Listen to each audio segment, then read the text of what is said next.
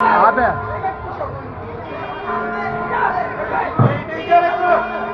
ఈ మూలకు ఈ మూలకు ఈ మూలకు ఈ మూలకు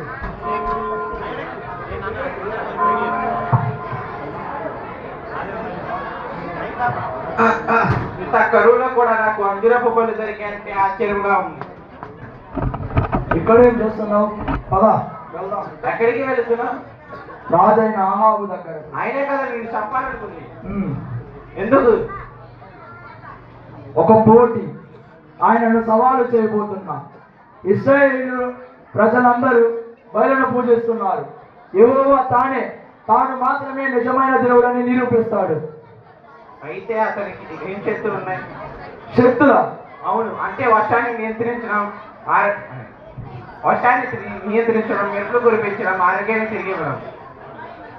వాళ్ళు రాతిని తీసుకొని విగ్రహాలు చెక్కి దానిని దేవుడు అంటున్నారు, కానీ అది ఎప్పటికీ మానవుని చేతితో చెక్కబడిన రాయి మాత్రమే. ఆ రాయికి నోరుండి పలుకవు, కనులుండి చూడవు. వాటిని చేయువారు, వాటి యందు నమ్మిక ఉంచువారు వాటితో సమానులగుదురు.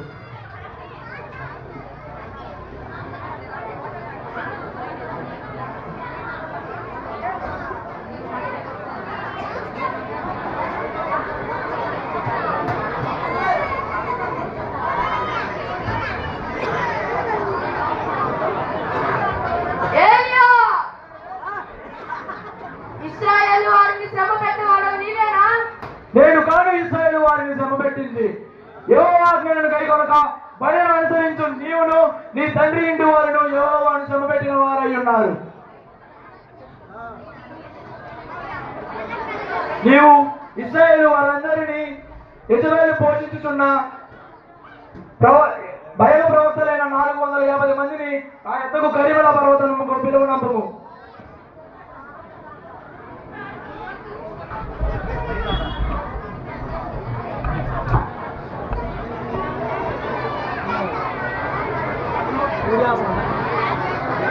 अपना वीडियो है?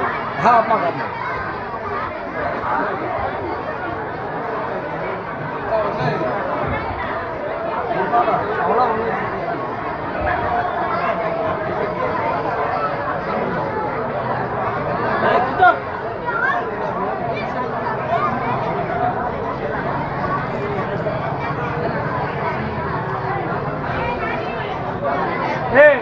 కూర్చోండి రా, ఎన్ని రోజులు కాదు జోలి.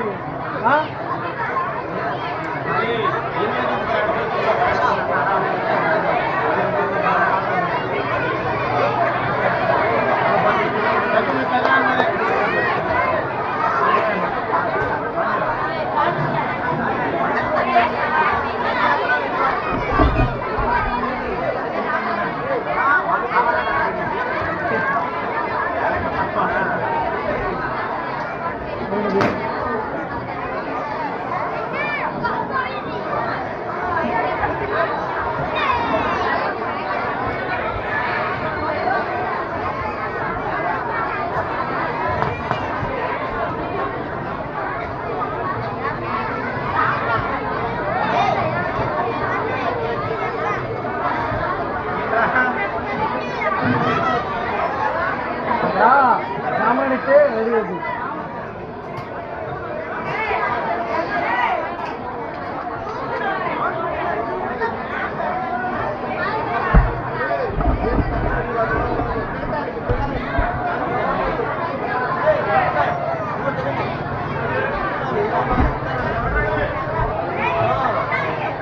నేను ఎప్పుడు ఎంత మందిని చూడలేదు. ఈ రోజు ఇశ్రాయేల్ రాజు ఎందుకు పిలిచాడు? ఏలియా ప్రవక్త మనల్ని పిలిపించమని చెప్పానని విన్నాను. ఏలియానా? ఆయన దాక్కున్నాడు. ఆయన ఎక్కడున్నారో ఎవరికీ తెలియదు. యెహోవా నీవే దేవుడివై ఉన్నావనియు నీవు వారి హృదయములను నీ తట్టు తిరగచేయదు అనియు వారికి తెలియనట్లుగా నా ప్రార్థన అంగీకరించు. ఆమేన్.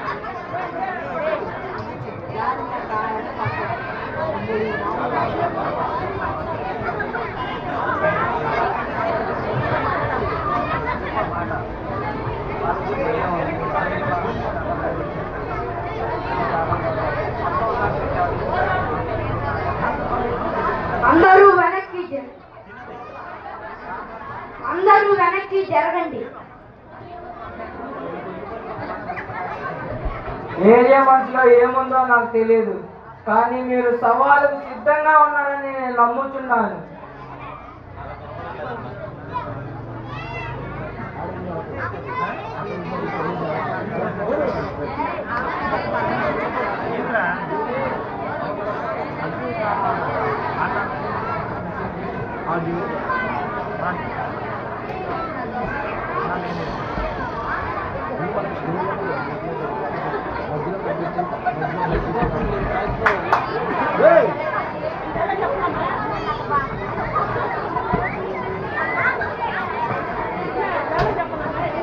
ఎన్నాళ్ళు మట్టుకు మీరు రెండు తలంపుల మధ్య తలపడుచుందరు?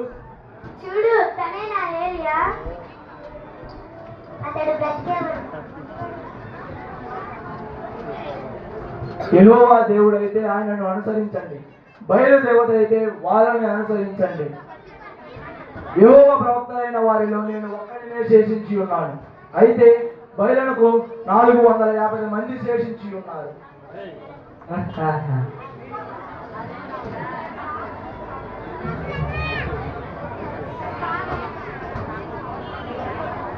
మాకు 2 ఎడ్లను ఇవ్వండి, దానిలో ఒకటి మీరు కోరుకొని దాని తునకలుగా చేసి కింద అగ్ని ఏమి వేయకుండానే కట్ల మీద ఉంచవలెను.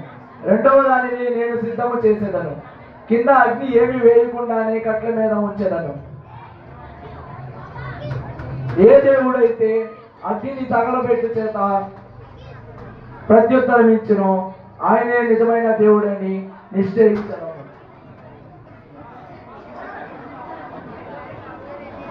ఇది సాధ్యమేనా?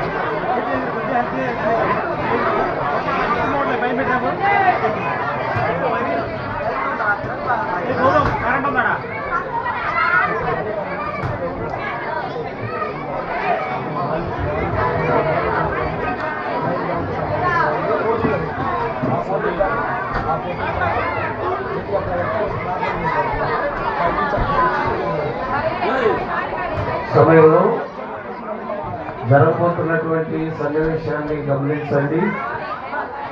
మనకు ఈ పరిశుద్ధ గ్రంథంలో ఉన్నట్లుగా 450 మంది బయలుదేరుతులను ఏలియా సవాలు చేసి ఛాలెంజ్ చేసి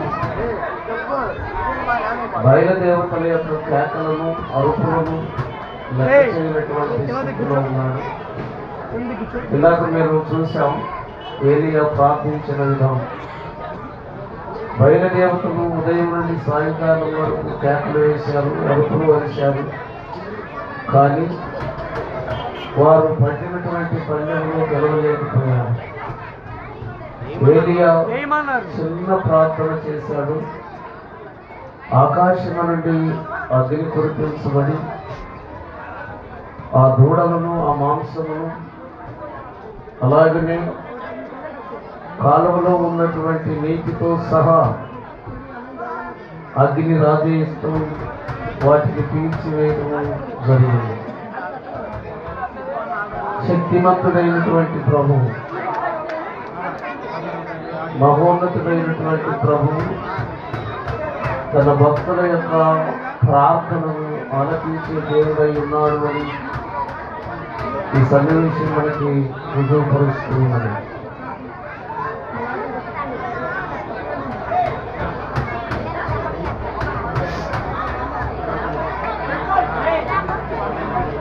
జరుగుతున్నటువంటి సందర్భం, కందకాన్ని తవ్వారు, నీళ్లు పోశారు, ఎద్దులను కాల్చటానికి, ఆ మాంసాన్ని కాల్చటానికి, చేసిన సవాలును నిరూపించడానికి కట్టెలను పేరుస్తూ ఉన్నారు. పేర్చబడినటువంటి కట్టెల మీద దానిని అగ్నిని కురిపించబోతూ ఉన్నాడు ఏలియా. ఇలా నిల్చుని ఉన్నటువంటి వాడు ద్విమనస్కులైనటువంటి ఇశ్రాయేలీయులు, జీవాధిపతి అయినటువంటి దేవుని ఆశ్రయించినటువంటి వాడు. కూర్చో.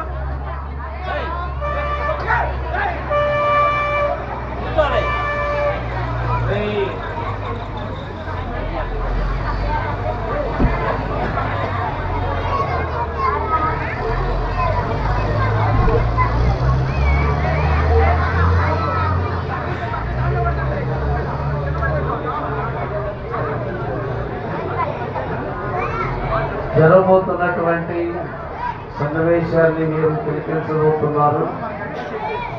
బయలుదేవతల యొక్క వల్ల కానిటువంటి సవాలు, ఏలియా విసిరినటువంటి సవాలుకి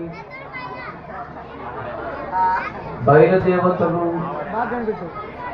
ఉపయోగం లేనటువంటి వారైపోయారు. వారి అరుపులు, వారి కేకలు గెలవలేకపోయినాయి. ఏలియా ప్రార్థన దేవుడు ఆలకించినాడు. అందరూ ఆ ఇంట్లో ఉన్నారు. కట్టెల మీద పేర్చబడినటువంటి ఆ కోడెదూడ మాంసం అంతా కూడా క్షణములో ఆకాశము నుండి అగ్ని కురవబడి ఆహుతి అయినటువంటి సందర్భాన్ని మనం చూస్తూ ఉన్నాం.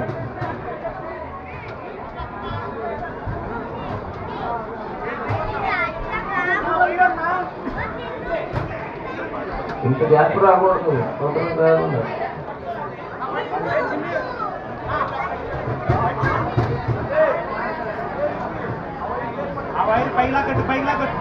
పైకి లాగట్టు, పైకి లాగట్రా. అదిగో లేపారు చూడు, లేపారు చూడరా రే.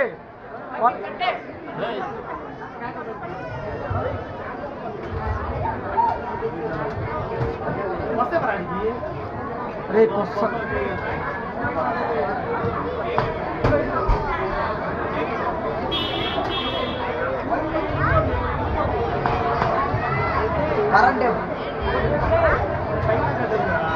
బ్లాక్ అవుతుంది త్వరగా. అది ప్రేక్షకులు